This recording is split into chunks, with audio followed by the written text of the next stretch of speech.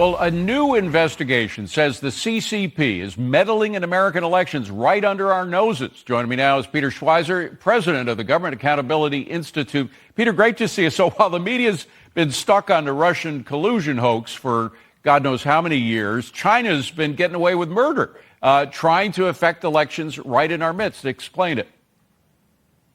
Yeah, Russia's kind of a blunt force instrument when they try to influence American politics. The Chinese are much more subtle, much more effective, much more sophisticated, and it's larger scale. The thing people have to realize is that if you can contribute to American political campaigns, even if you're not a citizen, and China does that on a massive scale. They've done it in Boston, Los Angeles. They're doing it in New York, and it's targeted towards specific candidates that they know and believe will help advance Chinese interests. Well, it goes both ways. One, they're trying to go after Asians who are running for office here in the States who don't like communism.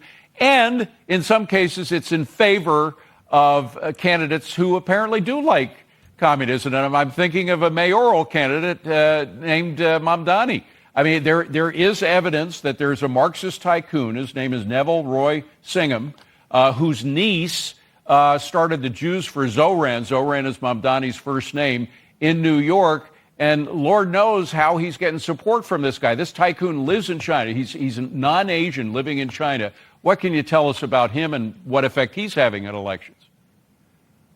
Yeah, Roy Singham has sold his business in Chicago for $1 billion, immediately moved to Beijing, China. He's a self-described Maoist.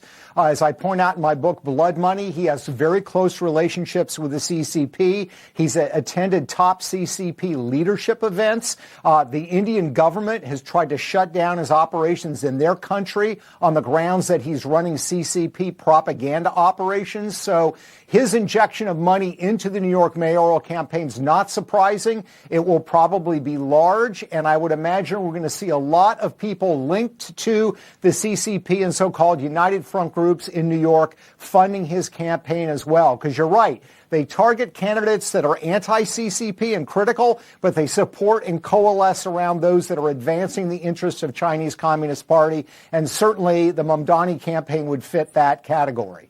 And very quickly, there's another story out of China or out of the United States where that president is apparently ready to let 600,000 Chinese students come in to the United States. Now, that would be more than double the 270,000 who are already here. What's up with that?